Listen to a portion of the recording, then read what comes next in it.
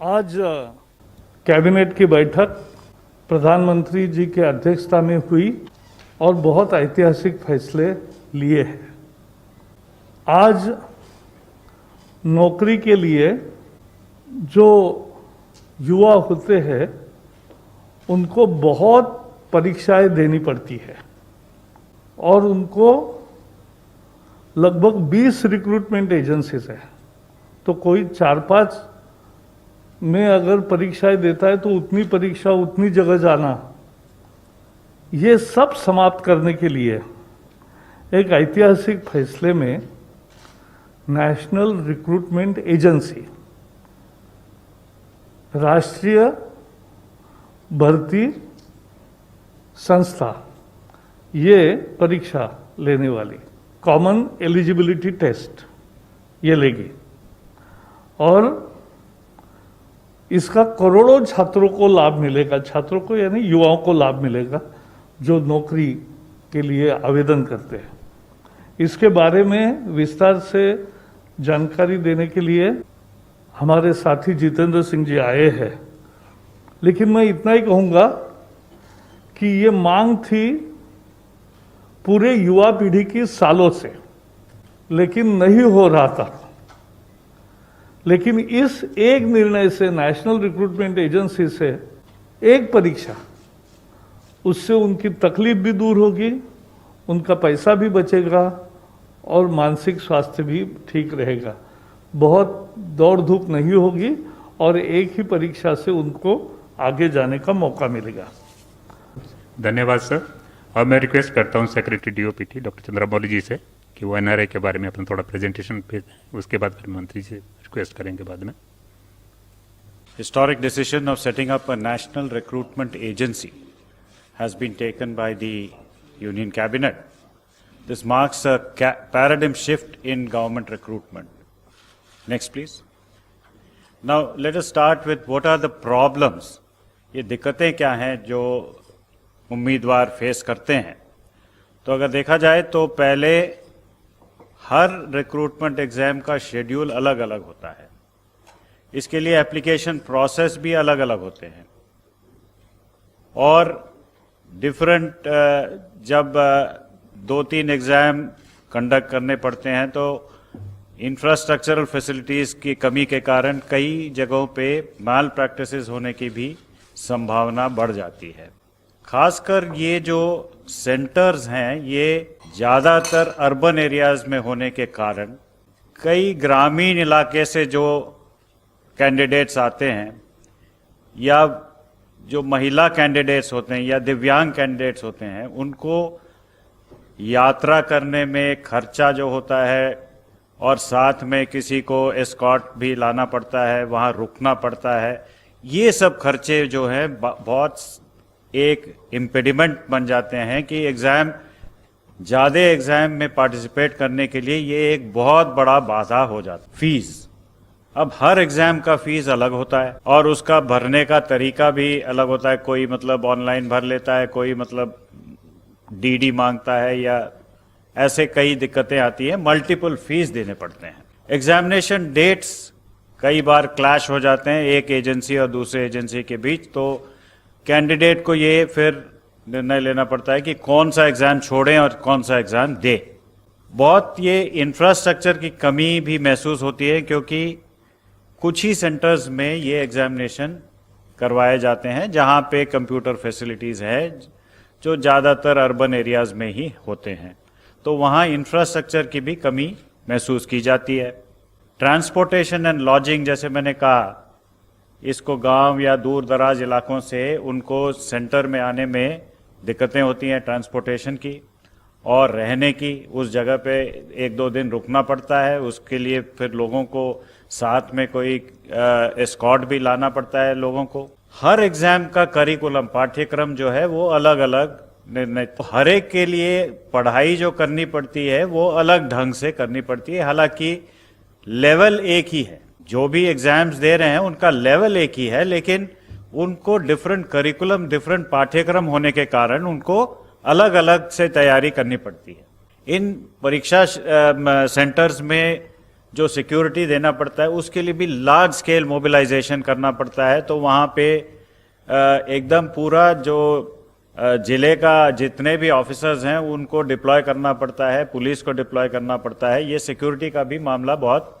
मुश्किल हो जाती है। इन सब के कारण जो है कॉस्ट तो बढ़ती हैं, खर्चा तो बढ़ता ही है, और अंत में जो साइकिल ऑफ रिक्रूटमेंट है, रिजल्ट लाने में और भर्ती करने में जो साइकिल ऑफ रिक्रूटमेंट है ये बहुत लंबा हो जाता है। ये तो हो गई प्रॉब्लम जो कैंडिडेट्स फेस करते हैं। अब कई दिक्कतें ये इंस्टीट्यूशंस जो इन एग्जामिनेशंस को कंडक्ट करते हैं उनके लिए भी कई दिक्कतें होती हैं, जैसे कि मल्टीपल रिक्रूटमेंट एजेंसी हैं। मंत्री जी ने कहा कि ऑलमोस्ट सेंट्रल गवर्नमेंट में 20 से अधिक रिक्रूटमेंट एजेंसीज हैं। हालांकि हम अभी 3 ही एजेंसीज के एग्जामिनेशंस को कॉमन कर रहे हैं, but in course of time ये अनुमानित है कि हम लोग सारे रिक्रूटमेंट एजेंसीज के लिए ये कॉमन एलिजिबिलिटी टेस्ट कर पाएंगे। तो मल्टीपल रिक्रूटमेंट एजेंसीज हैं, मल्टीपल टायर्स ऑफ एग्जामिनेशन है। टायर 1 जो होता है वो प्रिलिमिनरी टाइप का होता है, जहां पे करीबन 2.5 करोड़ से ज़्यादा कैंडिडेट्स उसको लेते हैं। तो उसके बाद वहाँ से फिल्टर होके मेन एग्ज़ाम जो है टायर 2 कहलाता है। तो टायर 2, टायर 3 एग्जामिनेशंस के लिए वो तैयार होते हैं। तो ये मल्टीपल टायर्स ऑफ एग्ज़ाम जहाँ भी हो रहा है, तो बार बार एग्जामिनेशन देते देते ऑलमोस्ट सारे साल में इंस्टीट्यूशन को कुछ ना कुछ कहीं ना कहीं मतलब एग्जामिनेशन करने के लिए कुछ तैयारी करनी पड़ती है। लैक ऑफ स्टैंडर्डाइजेशन, एक समान स्तर का ये एग्जामिनेशन नहीं होता है, कहीं बहुत इजी हो जाता है, कहीं बहुत डिफिकल्ट हो जाता है। तो इसको एक समान स्तर पे लाने के लिए एक स्टैंडर्डाइजेशन प्रोसेस की भी जरूरत है। वेन्यूज, एग्जामिनेशन कंडक्ट करने के लिए जो वेन्यूज हैं वो बहुत ही लिमिटेड हैं, एंड मोस्टली ये अर्बन एरिया में, शहरों में ही पाए जाते हैं। तो अवेलेबिलिटी ऑफ वेन्यूज के बेसिस पे भी हमको एग्जामिनेशन के शेड्यूल को एडजस्ट करना पड़ता है। सिक्योरिटी का तो मैंने कह दिया पहले ही। सुपरविजन और इन्विजिलेशन के लिए जो स्टाफ डिप्लॉय करने पड़ते हैं वो भी लिमिटेड है, लेकिन मल्टीपल एग्जामिनेशंस, मल्टीपल ऑर्गेनाइजेशन जब करती है उन्हीं लोगों को इन्विजिलेशन के लिए लगाया जाता है। तो almost through out the year उनको भी इस काम पे लगाना पड़ता है। प्रोसेसिंग ऑफ एप्लीकेशन अलग अलग होती हैं, तो उस पे भी दिक्कतें आती हैं, खर्चा बढ़ता है, एफर्ट बढ़ती है, और रिजल्ट फाइनलाइजेशन में काफ़ी देर लगता है, और long cycle of recruitment institutions के लिए भी एक प्रॉब्लम बन जाता है। Just to give you an idea कि कितने लोग लेते हैं, 1 लाख, करीबन 1,25,000 वैकेंसीज हर साल सेंट्रल गवर्नमेंट में group B and group C में अराइज करते हैं, जिसमें 2.5 से 3 करोड़ लोग इसको लेते हैं। ये बस 3 ऑर्गेनाइजेशंस की बात कर रहा हूँ। रेलवे में रेलवे रिक्रूटमेंट बोर्ड है, बैंक्स के लिए IBPS है, और बाकी सरकारी कामों के लिए SSC है। इन तीनों ऑर्गेनाइजेशंस में अगर आंकड़े लिए जाएं तो ऑलमोस्ट 2.5 से 3 करोड़ लोग बारी बारी से हर एग्जाम को देते जाते हैं। मतलब पहले मैंने RRB दे दिया, उसके बाद SSC भी दे दिया, उसके बाद IBPS भी दे दिया। मैं सारे पूरे साल में मैं एग्जामिनेशन ही देता रहता हूँ जब तक मेरे को काम मिल नहीं जाता है। तो अब एटलीस्ट एक लेवल इसमें कम हो जाएगा। Next please. जो कॉमन एलिजिबिलिटी टेस्ट, एक ही टेस्ट इन तीनों ऑर्गेनाइजेशंस, एंड जो भी ऑर्गेनाइजेशन ये स्कोर लेके उसमें भर्ती करना चाहती है तो वो इस कॉमन एलिजिबिलिटी एग्जाम के बेसिस पे जो स्कोर्स मिलेंगे उनको लेके अगले लेवल एग्जामिनेशन के लिए वो एक्सेप्ट करेंगे। तो ये नेशनल रिक्रूटमेंट एजेंसी एक सोसाइटी होगी, autonomous society under societies act. तो इसमें तीनों एजेंसीज के रिप्रेजेंटेटिव्स होंगे, जैसे मैंने कहा SSC के, RRB के और IBPS के, तीनों के रिप्रेजेंटेटिव्स होंगे इस सोसाइटी को फॉर्म करने में, गवर्निंग बॉडीज में। ये कंडक्ट करेगा टायर 1 एग्जामिनेशन, जिसमें सबसे अधिक लोग पार्टिसिपेट करते हैं, वो 2.5 करोड़ जो मैंने कहा, वो फर्स्ट लेवल एग्जामिनेशन है, टायर 1 एग्जामिनेशन है, उसको कंडक्ट करेगी। ये फुल्ली ऑनलाइन एग्जाम होगा, कंप्यूटर बेस्ड एग्जाम होगा, और उसके स्कोर्स जो हैं वो इमीडिएटली कैंडिडेट को मिल जाएगा, जिसके बेसिस पे वो किसी भी एजेंसी में अपना, या एसएससी हो या आरआरबी हो या आईबीपीएस हो, वो स्कोर के आधार पे वो अप्लाई करके अगले लेवल एग्जामिनेशन ले सकते हैं। अब 3 ही एजेंसीज को पहले लिया है हमने, लेकिन in due course of time जैसे जैसे ये स्टेबलाइज होता जाएगा तो सारे रिक्रूटमेंट एजेंसीज में इस स्कोर को एक्सेप्टेंस देने की, इसको एक्सपैंड करने की भी हम सोच रहे हैं। तो इसमें फायदा ये होगा कि स्टैंडर्ड करिकुलम होगा, एक ही करिकुलम होगा, एक पाठ्यक्रम के अनुसार एग्जाम दिया जा सकता है। हर जिले में, ये बहुत ही महत्वपूर्ण पॉइंट है कि हर जिले में एग्जामिनेशन सेंटर्स एटलीस्ट एक, और जहां कैंडिडेट्स ज्यादा हैं तो मोर देन एक, सेवरल सेंटर्स खोले जाएंगे, सो दैट ये जो अर्बन बायस है, जो दूर दराज इलाके में जो सेंटर्स नहीं हैं, अब हर जिले में ये सेंटर खोले जाएंगे। तो this will be a big bone for women, for the poor and the rural candidates. There will be a standard degree of difficulty. So nobody can say that that exam was easy, this exam was difficult. There will be standard degree of difficulty. And another important thing is ये multiple languages में होंगे. The initial attempt is to make it in at least 12 languages, 12 Indian languages, so that people from different parts of the country, they can take part in the examination and increase the representation in the central government jobs. Next, please. The common eligibility test, as I mentioned, was a first level test to shortlist the candidates. The scores will be valid for 3 years. Means same scores you can use for 3 years, and you also have an opportunity to improve your score by giving the examination again. And the best score in all your attempts will be taken for the purposes of the recruitment. Next, please. So in short, when I give you the picture, it is a common registration portal, जहां पे एक ही registration portal पे candidate को register करना होगा. Question bank with same degree of difficulty, एक question bank होगा जिसमें से central server बहुत secure manner में रखा जाएगा.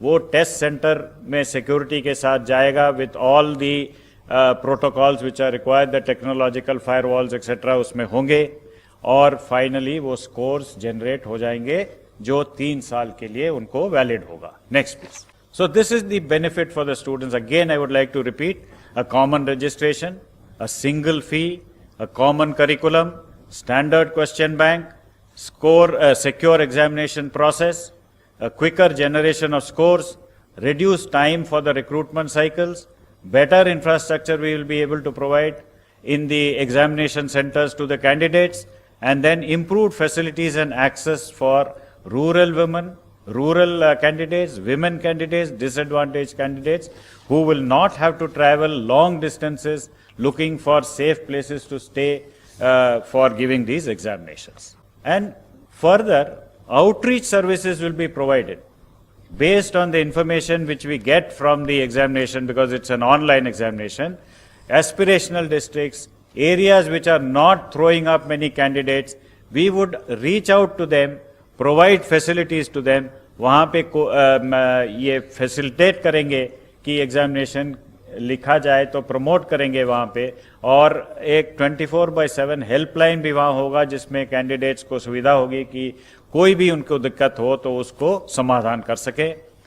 And the cost for this is about 1,517.57 crores for 3 years. Of course, since 3 agencies are already incurring this cost separately, that will be a saving for those respective organizations, whereas this would be the cost which will be incurred by the new organization, which is the NRA. So net, there will be a savings to the government, and each of the organizations will actually save not only in cost but in effort and the time taken. Special provision has been made because in the aspirational districts the infrastructure is very poor. Therefore, to create connectivity infrastructure as well as examination infrastructure, a viability gap funding is also provided for in these 117 districts. So next please. Thank you very much. धन्यवाद sir. अब मैं request करता हूँ doctor Jitendra Singh ji से। Sir जैसा कि आप सबने अब तक जो कहा गया उसके आधार पर आपके ध्यान में आया होगा, this is a revolutionary reform and I think one of the most landmark reforms in the history of independent India. And it has been possible with the direct and the personal interest and intervention of Prime Minister Modi. आपने विस्तार में ये presentation देखी, तो संक्षेप में यदि आप मुझसे पूछें तो मैं ये कहूँगा कि this is reform which will bring in ease of recruitment, ease of selection, ease of job placement, and thereby ease of living, particularly for certain sections of society which are at a disadvantage on one account or the other. उदाहरण के तौर पर economically not so privileged strata और lower economic strata. जैसा कि बताया गया कि सारा साल जब सिलेक्शन के इम्तहान होते रहें और सेंटर अलग अलग रहें, तो इस इंट्रोजीनस देश में ये संभव नहीं रहता कि हर उम्मीदवार हर जगह अपने आप को उपस्थित कर पाए। एक इम्तहान नागपुर में, एक जबलपुर में, कलकत्ता में, तो वो बेचारा फिर चॉइस बनाता है कि वहाँ जाएं, वहाँ नहीं जाएं, और उसके माता पिता भी उसी तरह से they have to make a compromise.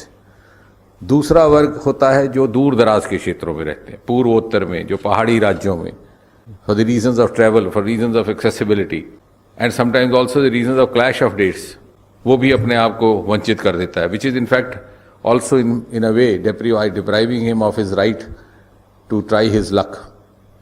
और तीसरा वर्ग जो हमारी महिला कैंडिडेट्स हैं, this has been our personal observation that many of the girl candidates, they forsake a selection test or a selection process simply because they have to travel to a different city where there's might be having some constraints of arrangement to stay, or they may not have a family member who can reliably escort them. तो parents ही कहते हैं कि बेटे रहने दो। तो उस सारी बातों को मद्देनज़र रख के, क्योंकि आपने इसके एडमिनिस्ट्रेटिव पहलू देखे, मैं इसके थोड़े से सामाजिक पहलू की दृष्टि से बात कर रहा हूँ, ये it will be A saving on the state exchequer, it will be saving on the personal cost, and it will be huge convenience. So in other words, it is a combination of convenience and cost effectiveness. और जो 20 भारत सरकार की agencies हैं, उसमें अभी हमने प्रारंभ में 3 एजेंसीज को शामिल किया, आगे जाके बाकी भी होंगी. इन सब के अलग अलग चरण में टेस्ट होते हैं, लेकिन जो पहला रहता है, विच is more or less an elementary test, which is also known as a preliminary test, is by and large of a very common denomination and a general denomination. It's not a specialized test. तो जब एक merit list बन जाती है common eligibility test के आधार पर, that can be of utility to any of the agencies which can carry forward this recruitment process. जैसे आपके ध्यान में होगा, हालांकि वो इस बात के साथ तो नहीं है, लेकिन we have the experience of NEET, a common test for medical colleges. Though that is for admission, this is for job placement, but that was also brought in by the Modi government. इसी तरह से पहले AIEEE होता था, वो IIT JEE है, और उस लिस्ट को सभी उपयोग में लाते हैं. वो लिस्ट केवल 1 साल वैलिड रहती है, 3 साल वैलिड रहेगी. तो देखिए उम्मीदवार को कितनी सहूलत हो गई कि उसको फिर उसके बाद अपीयर नहीं होने की जरूरत है 3 साल. Unless we have given him the option, he can try again also to seek to improve his merit, because that is his fundamental right. We don't want to deprive him. अगर वो ना चाहे तो 3 साल के लिए ये लिस्ट वैलिड है. अब मान लीजिए बैंकिंग सेक्टर है, उसने जब अपना सिलेक्शन प्रोसेस शुरू करना है, तो सामान्यतः जो वो प्रीलिमिनरी टेस्ट होता है वो नहीं करेंगे. इस लिस्ट से जो एम्प्लॉयर है, जो रिक्रूटमेंट एजेंसी है या बैंकिंग रिक्रूटमेंट एजेंसी है, उसको ये समझ में आ जाएगा कि कौन कौन से कैंडिडेट्स हैं who are suitable to us, उनकी क्वालिफिकेशन क्या था. जो इस तरफ बैठा कैंडिडेट है, वो भी जब एडवर्टाइजमेंट अपीयर होगी, तो depending on his aptitude, his qualification, his background, his preference and his bent of mind, वो उसको अप्लाई करेगा. तो it's a win win situation. फिर वहां जाकर के उसकी सेकंड फेज की सिलेक्शन होगी and then he will be engaged in the specialised training. अगर वो रेलवे का है तो रेलवे के दृष्टि से, बैंकिंग का है तो बैंकिंग की दृष्टि से। तो एक बहुत बड़ा पहला जो लेवल था वो इसे क्रॉस हुआ है। लगभग 2.5 करोड़ कैंडिडेट हमारे अनुभव में आया, हर साल तैयार होते हैं जो नौकरी के लिए एस्पिरेंट्स रहते हैं, और भारत सरकार में लगभग 1.5 लाख। लेकिन what I wish to add is that this common eligibility list, which is also a common list, can be utilize even by the state governments. और हम राज्य की सरकारों को भी सुझाव देंगे, और उनके जब समझ में आएगा तो निश्चय ही वो भी समझेंगे कि उसमें इनका लाभ है, क्योंकि राज्य सरकार के लिए भी उनका स्टेट एक्सचेकर में बचत होगी। So in fact this is in keeping with the cooperative federalism. We are in fact facilitating even the selection process is undertaken by the individual state governments. उनका स्टेट एक्सचेकर बचेगा, उनकी व्यवस्था बचेगी, एक चरण उनका क्रॉस हो गया। और इसी तरह आगे चल करके मेरी कल्पना यह है कि प्राइवेट सेक्टर भी इसको उपयोग में ला सकता है, जैसे कि अब हमने देखा एडमिशन्स के सिलसिले में हमारी दूसरी लिस्ट को लाया जाता है। इसमें 1 साल के अंदर 2 होंगे इस प्रकार के टेस्ट, जो बात छूट गई थी वो आपके ध्यान में रहे। और जैसा कि बताया गया है आपको कि 1000 centre to begin with, and at least 1 center necessarily in each district, so that, in other words, you can put it that no candidate will have to travel outside his district, which is a huge relief for those who come from background like many of us who had never seen a train. Actually, I had never seen a train before I went to a professional college. तो आप अनुमान लगाइए कि कैसा मुश्किल होगा उन बच्चों के लिए। तो सिर्फ अपने जिला हेडक्वार्टर और जहाँ जहाँ जनसंख्या अधिक होगी तो जिला में 1 से अधिक भी ये इस प्रकार के हो सकते हैं। और इसके अलावा एज रिलैक्सेशन में और जो बाकी सुविधाएं हैं उसमें कोई अंतर नहीं है। The age bar he can try as many times as he wants till his age permits. जो दूसरी कंसेशंस हैं फीस इत्यादि की वो भी वैसी रहेंगी, बल्कि एक इसमें फर्दर इम्प्रूवमेंट ये है कि पहले एक ज़माने में सिर्फ 2 लैंग्वेजेस में टेस्ट होता था, अब ये 12 लैंग्वेजेस में होगा। And gradually we will go on increasing the number of languages so that we can try to include as many languages as possible from the 8th schedule. इसके अलावा अगर आप कुछ और इसके बारे में चर्चा करना चाहें, and of course this will be a saving on the exchequer.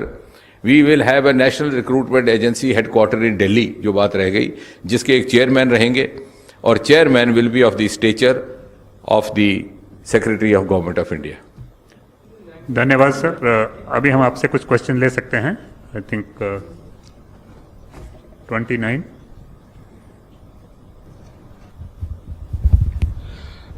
Sir मेरा सवाल जितेंद्र सर से है। सर एक बात बताएं कि इसमें उम्र को लेके आपने कहा कि एज बार वो किस तरीके से होगा। मान लीजिए रेलवे में उम्र की कोई सीमा है, बैंक में कुछ सीमा है, एसएससी की कुछ सीमा है, तो क्या इसमें कोई कॉमन उम्र की सीमा होगी या फिर ऐसा? नहीं, देखिए प्रीलिमिनरी टेस्ट में जिस प्रकार की सीमाएं पहले से निर्धारित है वही रहेंगी यहाँ पर भी, और बाई एंड लार्ज अलग सीमाएं नहीं है। मतलब कॉमन जो सर्विस रूल्स में जो एज लिमिट है वो उसी तरह से रहेगी। भले अब जैसे शेड्यूल कास्ट कैटेगरी के लिए थोड़ी सी एज लिमिट अलग है, कुछ दिव्यांगों के लिए अलग है, तो that rules remains as it is, that has not been touched. This is only to bring in ease of selection by overcoming 1 stage, first stage, और बाकी किसी चीज को नहीं छेड़ा गया। 52। मेरा सवाल जितेंद्र सर से है। सर जिस तरह से एनटीए बना था आज से 2-3 साल पहले, तब जो है स्टूडेंट्स को टेक्नोलॉजी से अप्राइज करने के लिए उन्हें मॉक टेस्ट भी देने की इजाज़त दी गई थी, और ताकि वो कंप्यूटर वगैरह से फेमिलियर हो जाए। जो नेशनल रिक्रूट ये एजेंसी बन रही है, क्या जो पेपर 2 साल में होने, मतलब साल में 2 बार होने वाले हैं, क्या जो कैंडिडेट्स बैठ रहे हैं उन्हें मौका मिलेगा कि वो मॉक टेस्ट पहले दें, ताकि जो है वो अप्राइज हो सके टेक्नोलॉजी से किस तरह, क्योंकि दूर दराज से लोग आएंगे, ग्रामीण क्षेत्रों से लोग आएंगे, कई लोग जानते भी नहीं है कि ऑनलाइन में कैसे दिया जाएगा, कैसा फॉर्मेट होगा, क्या ऐसे मौके दिए जाएंगे? बल्कि उनको ये फायदा रहेगा। एक तो जैसे आपने कहा, आपकी बात से ही जुड़ती बात है कि यकीनन दी नेशनल रिक्रूटमेंट एजेंसी अथॉरिटीज़ ये भी सुनिश्चित करेंगी वहाँ प्रशिक्षण भी किया जाए, अवेयरनेस भी होगी, वो शायद प्रेजेंटेशन में आया भी बीच में। और साथ ही साथ जो लोग दूर दराज, जैसे आपने कहा, who had no access at all, वो ऐसे लोग हैं जो पहुंच ही नहीं पाते थे सेंटर तक, वो कम से कम अब इस स्थिति में होंगे, सेंटर पे पहुंचेंगे और वहां उनका प्रशिक्षण होगा. So this is a huge breakthrough for them. My question is towards Javadekar sir. So you mentioned about the MSMEs and the TREADS platform wherein more NBFCs will be able to participate. Could you please explain to us that, what are those provisions and what is the amendment that government has today cleared in terms of the Factor Regulation Act, sir? As far as MSME's concession of factoring is concerned, as it will have to be in the form of bill before Parliament, so I'll not explain at this stage more, but I have given you an idea of what we are doing. After the bill is introduced, you will get it. 260. केवल clarification के लिए शायद बताया गया है कि ये जो नेशनल रिक्रूटमेंट एजेंसी एग्जाम लेगी 2.5 करोड़ या 300 बच्चों का, ये केवल प्रीलिमिनरी एग्जाम होगा या टायर 2 बाद में जो रिटेन होता है उसके लिए क्या अलग अलग तीनों एजेंसी अपनी लेगी एग्जाम, या यही बाद में भी करेगी? नहीं, आपने जैसा कहा ये प्रीलिमिनरी होगा, क्योंकि बाद में स्वाभाविक है कि उसका स्वरूप बदल जाता है. The tenor and tone of the exam will change, क्योंकि पहला बाई एंड लार्ज करिकुलम भी एक ही जैसा होता है, वो बेसिकली एलिमेंट्री है. उसके बाद मान लीजिए किसी ने बैंकिंग सेक्टर में जाना है, तो बैंकिंग सेक्टर की नुक्ता नज़र से ही और उसके 2-3 लिस्ट, क्वेश्चन पेपर बनाया जाएगा और सिलेक्शन भी उसी तरह की होगी, क्योंकि उनके पास मेरिट लिस्ट होगी एम्प्लॉयर के पास, उसके सामने होगा कैंडिडेट का प्रोफाइल और कैंडिडेट उसी के लिए अप्लाई करेगा. तो आपका कहना ठीक है, प्रीलिमिनरी स्टेज एलिमिनेट हुई है. दूसरी करने में थोड़ी दिक्कत है, कोई रेलवे में या कोई जाएगा, कोई एसएससी के नौकरियों के लिए जाएगा. सर उसी सवाल पे, मतलब आरआरबी, एसएससी और आईबीपीएस जो बैंक, ये एबॉलिश नहीं हो रहे हैं? नहीं, अबॉलिश करने की बात नहीं है. हम उनको फैसिलिटेट कर रहे हैं, जो उनका पहला टेस्ट है. और ये अभी चूंकि नया प्रयोग है और नया इंटरवेंशन, नया रिफॉर्म है, तो टू बिगिन विद 3 इसमें शामिल है. आगे चल के और इसी अनुभव के आधार पर बाकी रिक्रूटमेंट एजेंसीज को भी शामिल किया जा सकता है. नहीं, जैसे अगर मैं एक कैंडिडेट हूँ, मैं फर्स्ट राउंड ये देता हूँ, मुझे जितने भी मार्क्स स्कोर में जितने आएंगे वो लेके मुझे फिर इन तीनों एजेंसी में से जो भी नौकरी जहाँ भी वहाँ मैं जा सकता हूँ. अगर आप उस लेजिटिमेट लिस्ट में आ जाते हैं, तो अब आपको जो एडवर्टाइजमेंट अगली आएगी, मान लीजिए बैंकिंग की, तो आपने उसको अप्लाई किया, उसने आपको देखा, आपने उसको देखा, दोनों की अगर अनुकूलता मिल गई तो आपको नौकरी मिल गई या आपकी सिलेक्शन हो गई for the next stage of test, which will of course be more specialised test, क्योंकि आपके जॉब की नौयत और उसके रिक्वायरमेंट के हिसाब से. लेकिन जो उसने पहले एक टेस्ट करना था, उससे आप बच गए, वो भी बच गए कंडक्ट करने से, और आपको वो दुविधा नहीं रही कि आपको जगह जगह 20 सेंटरों पे जाना पड़े या 20 जगह. और उसमें क्या होता था, तो कई बार आप कॉम्प्रोमाइज़ कर लेते थे कि साहब चलिए इस बार वो